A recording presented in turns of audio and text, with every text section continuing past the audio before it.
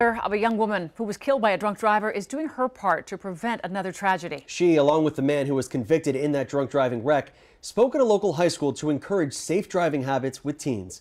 Local 10 Shanice Fernandez is now in the newsroom with the details.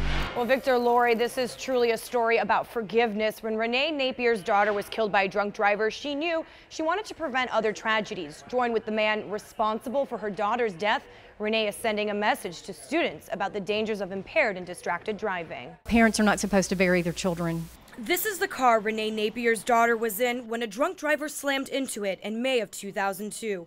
20-year-old Megan Napier was killed, along with her friend, 20-year-old Lisa Dixon. I went to that crash site. I knew what my new mission would be because I don't want any other parent to have to live through what we've lived through. And this is the man who is responsible for their deaths, Eric Smallridge.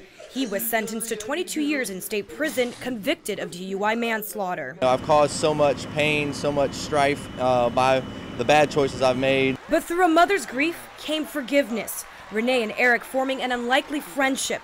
She knew she wanted others to learn about what happened to her daughter in hopes to prevent future deaths. And she knew having Eric there would make a difference. She lobbied to have him join her and travel across the country to tell their story. I'm a woman of faith, and I desperately relied on my faith to get me through this. It was shaken at that moment in time, but I knew that my faith tells me I have to forgive if I want to be forgiven.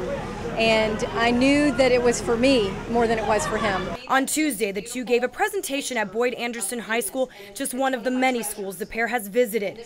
Eric now speaking remorsefully of his actions, hoping his story serves as a lesson to others. Share the message of not only forgiveness, but that of the dangers and consequences of drinking and driving and the pain and tragedy that can cause if people make that bad choice. This presentation was part of National Teen Driver Safety Week.